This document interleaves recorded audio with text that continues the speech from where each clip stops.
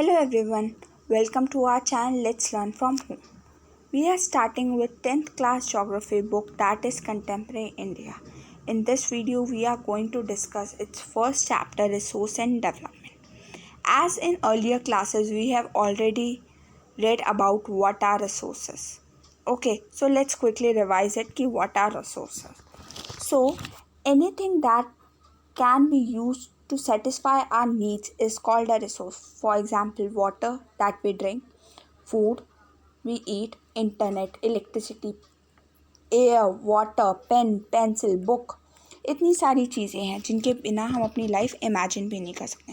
हमारी daily life में कितनी क्या इम्पोर्टेंस वो प्ले करती हैं, राइट. उसी तरह से जिस ऑब्जेक्ट की जितनी ज़्यादा हमारी लाइफ में यूटिलिटी होती है, यानी जिस ऑब्जेक्ट की बहुत ज़्यादा यूजेबिलिटी होती है, वो एक ऑब्जेक्ट एक रिसोर्स बन जाता है. ये हम उस ऑब्जेक्ट को कितना ज़्यादा यूज़ करते हैं, उसकी कितनी यूटिलिटी होती है, इस हिसाब से उसकी वैल्यू बढ़ती है. ठीक है. फॉर एग्ज़ाम्पल आप अपनी लाइफ में कितना एक पेन कितनी बार यूज़ करते हैं, तो उसकी वैल्यू आपके लिए बहुत ज़्यादा है. ठीक है. एक फार्मर, उसके लिए पेन शायद बेकार है, उसके लिए उसका जिससे वो अपनी खेती बाड़ी करता है वो कितना इम्पॉर्टेंट है. ठीक है. सीड्स उसके लिए इम्पॉर्टेंट है, फर्टिलाइजर्स उसके लिए इम्पॉर्टेंट है, मशीन जिसके साथ वो करता है वो उसके लिए इम्पॉर्टेंट है ना. तो वो उसकी वैल्यू. इसी तरह उस ऑब्जेक्ट की या उस रिसोर्स की हम कह सकते हैं यूटिलिटी. उस ऑब्जेक्ट वो ऑब्जेक्ट हमारी लाइफ में क्या वैल्यू है उस चीज़ से डिसाइड होता है. तो हर एक रिसोर्स की अपनी कोई वैल्यू होती है जो भी हमारे आसपास है. ऐसा क्यों? ओके. अब ये हम समझते हैं. ये आप लोगों की बुक में एक डेफिनेशन है रिसोर्स की, ये डिस्कस करते हैं और एग्ज़ाम में आपको यही लिखनी पड़ेगी. So everything available in our environment. Zone C भी चीज़ हमारे एनवायरनमेंट में हमारे आसपास अवेलेबल है, जो हमारी नीड्स को सेटिस्फाई करता है और वो टेक्नोलॉजिकल एक्सेसिबल है. जैसा कि हम सब जानते हैं टेक्नोलॉजी हमारी लाइफ में कितना बड़ा रोल प्ले करती है. टेक्नोलॉजी के बिना आज हम नहीं रह सकते. फार्मर्स जो उधर गेहूं ग्रो करते हैं, वीट ग्रो करते हैं, वो हमारे पास आटा की फॉर्म में आता है जिससे हम रोटीज़ बनाते हैं. तो वहाँ से यहाँ तक मशीनरी के थ्रू आ रहा है, थ्रू ट्रांसपोर्टेशन आ रहा है, राइट. तो ये टेक्नोलॉजिकल एक्सेसिबल होता है, इकोनॉमिकली फीजेबल. अगर वो चीज़ हम अफोर्ड ही ना कर पाए, इकोनॉमिकल फीजेबल मतलब किसी चीज़ को अफोर्ड कर पाना.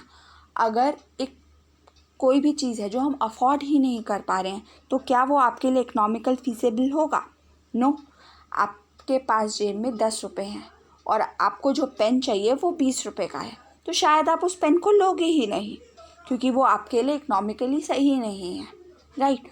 वो हमारी जेब में फिट नहीं बैठेगा, है ना, क्योंकि हम उस पेन को अफोर्ड ही नहीं कर सकते. ठीक है. तो आप कोई सस्ता सा पेन ले लोगे.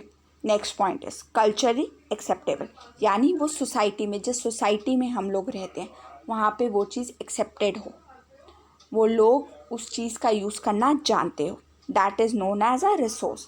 तो हम इस टर्म को, रिसोर्स को ऐसे समझ सकते हैं that everything available in our environment which can be use to satisfy our need provided it is technological accessible, economically feasible and culturally acceptable, can be termed as resource.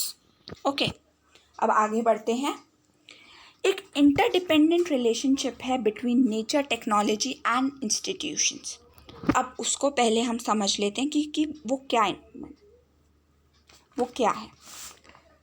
जो भी हम चीज़ use करते हैं वो हमारे एनवायरनमेंट में, physical environment यानी nature में होती है. उसको हम टेक्नोलॉजी की मदद से यूज़ करते हैं.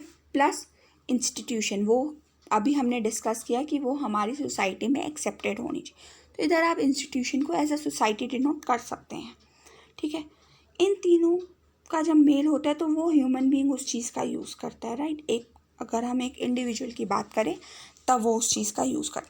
फॉर एग्ज़ाम्पल, आप जब घर पे बीमार पड़ते हो, क्या होता है, घर में मम्मी क्या बोलती हैं कि बाहर से तुलसी का पत्ता या अदरक लाकर हम उससे चाय बना लेते हैं, राइट. कहने को वो तो एक छोटा सा नुस्खा है घर पर दादी नानी जी का, बट आज टेक्नोलॉजी की वजह से हम वो ही चीज़ तुलसी अदरक हम दवाइयों में देखते हैं। तो नेचर का टेक्नोलॉजी के साथ कॉम्बिनेशन हुआ और वो चीज़ हमारी सोसाइटी ने भी एक्सेप्ट की हुई है कि हाँ, तुलसी अदरक जैसी चीज़ें कोल्ड और कफ चीज़ों को ठीक करने के लिए कितनी ज़रूरी है, राइट। और इस चीज़ से, क्योंकि वो मेडिसिन मार्केट में हम बेच रहे हैं और उससे हम पैसे कमा पा रहे हैं, तो इससे हमारी इकोनॉमी भी डेवलप हो रही है, राइट। अब हम नेक्स्ट टॉपिक पे बढ़ते हैं। इसमें हम डिस्कस करेंगे types of resources. Okay, so resources को हम डिफरेंट तरीके से on the basis of origin, on the basis of exhaustibility हम इसमें इसको डिवीजन कर सकते हैं। So on the basis of origin हम इसको बांट सकते हैं biotic and abiotic. On the basis of exhaustibility कि वो चीज़ कितनी जल्दी ख़त्म हो जाती है, क्या वो हम उस चीज़ को दोबारा यूज़ कर सकते हैं या नहीं। फॉर एग्ज़ाम्पल, एक आप पेन लाते हो, 2 रुपये वाला पेन है, तो आप उसको दोबारा यूज़ नहीं कर सकते, वो यूज़ एंड थ्रो वाला है कि एक बार आया, ख़त्म हो गया, हमने उसे फेंक दिया। अब वही हम 50 रुपीज़ वाला पेन लाते हैं, मार्केट में उसकी रिफ़िल अवेलेबल है, हम उसको दोबारा यूज़ कर सकते हैं। तो डैट इज़ रिन्यूएबल, हमने उसके अंदर रिफ़िल डाली, हमने उसको रिन्यू कर लिया। नॉन रिन्यूएबल, हम उसको दोबारा यूज़ नहीं कर सकते, यानी वो एक बार पेन जो ख़त्म हो गया, हमें उसे डस्टबिन में डालना पड़ेगा या आप उसे नया पेन लीजिए, ठीक है। अब हम डिवीज़न करते हैं on the basis of ownership कि वो किसकी प्रॉपर्टी है, आपकी है, मेरी है, या पूरी सोसाइटी की है, कंट्री की है, या इंटरनेशनल प्रॉपर्टी है। सो इंडिविजुअल, कम्युनिटी मतलब सोसाइटी जहाँ आप आसपास रहते हैं। फॉर एग्जांपल, एक पार्क में आप भी खेलते हैं, आपके पेरेंट्स भी वॉक करने के लिए जाते हैं, आपके ग्रैंड पेरेंट्स भी वॉक करने जाते हैं, छोटे छोटे बच्चे भी आकर उधर खेलते हैं, ठीक है। वहाँ आकर कोई भी बैठ जाता है बेंच पे, है ना। तो सबकी प्रॉपर्टी है।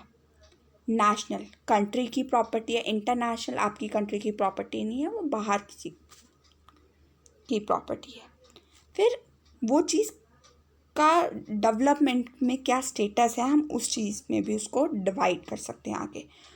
Potential, developed stock and reserves, ये 4 बेसिस हैं जिनके बेसिस पर हम अपने रिसोर्सेज को डिवाइड करते हैं, हम आगे क्लासीफाई करते हैं।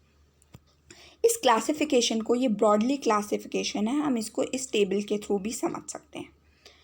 रिसोर्सेज को हमने 2 पार्ट्स में डिवाइड किया, नेचुरल एंड ह्यूमन।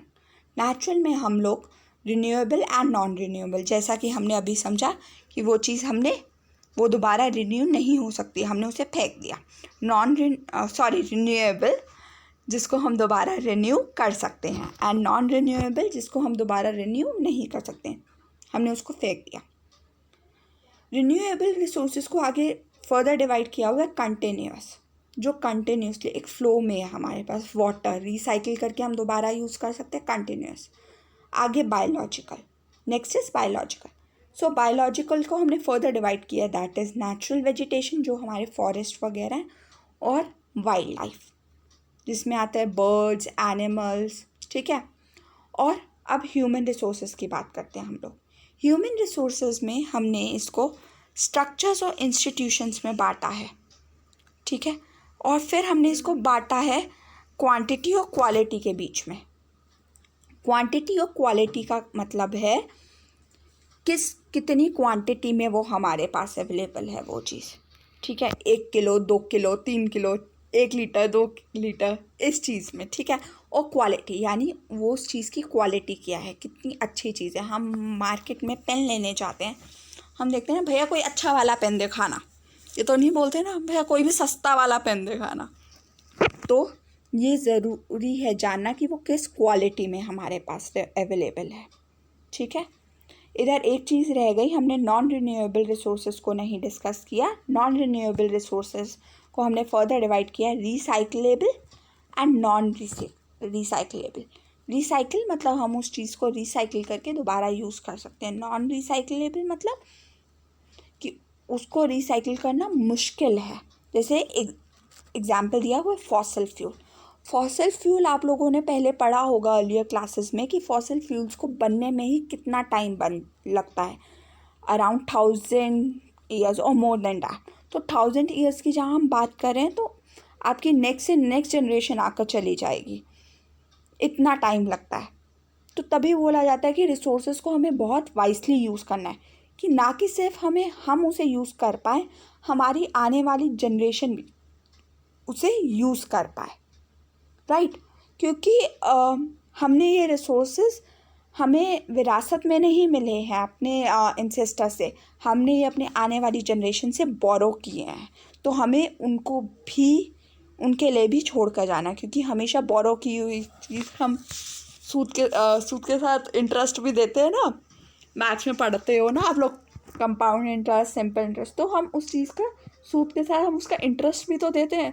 तो यानी हमें अपने जो आने वाली जनरेशन्स हैं उनके लिए जो ये रिसोर्सेज हैं वो उनके लिए ज़्यादा क्वांटिटी में छोड़ कर जाने। तभी बोला जाता है कि आप वाटर जो यूज़ कर रहे हैं या इलेक्ट्रिसिटी को सेव कीजिए, वाटर को सेव कीजिए, हवा को साफ, कि हम उनके लिए क्या छोड़ कर जा रहे हैं अपने बाद, खुद कभी सोचिए। तो आई होप आप लोगों को ये टॉपिक पसंद आया होगा। तो आप लोगों को क्या करना है, चैनल को सब्सक्राइब करना है, लाइक करना और शेयर करना है अपने फ्रेंड्स के साथ। साथ साथ पानी बचाओ, बिजली बचाओ, ठीक है। Thank you so much.